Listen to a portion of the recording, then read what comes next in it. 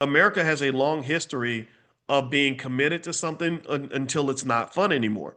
And then that's what they did in the Vietnam War. If you study the fall of Saigon, you'll know that that was a time where they got the whole Vietnamese, the half of the Vietnamese country, the South, to depend on the Americans financially and militarily. And then the Americans got bored, decided to cut their support, and then suddenly Saigon fell. And then next thing you know, entire families were being slaughtered in the street, and they had no military defense anymore because they became heavily dependent on a group of people that are not really committed to much of anything.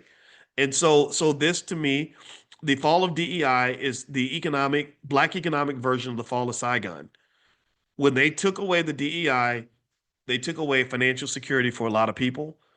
When they take away government contracts, I know so many people, especially in DC, that have been hammered financially because of this. When they take away your job, it throws you into an immediate fit of economic stress, financial anxiety, and desperation that that really isn't entirely necessary. That perhaps could be prevented if saving and investing in financial security were a tip-top priority, which means that when times are good, you're spending your energy preparing for when times are bad.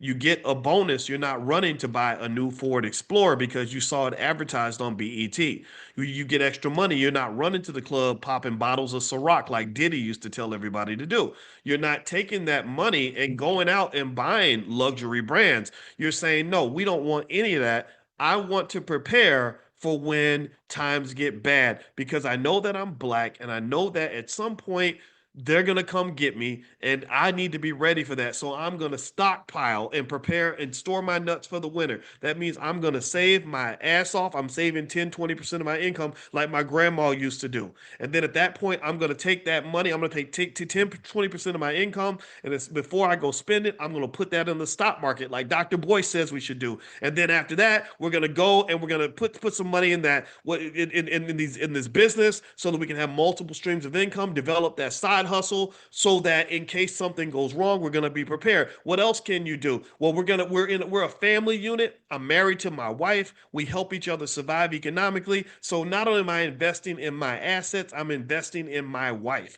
because my wife is an asset that is more valuable than money because that's my teammate, that's my partner, that diversifies our revenue stream so that if I say, hey, baby, I'm having a bad month, or hey, babe, I'm having a financial crisis, my wife says, okay, that's all right. I got something over here that can help us through this rainy day, right?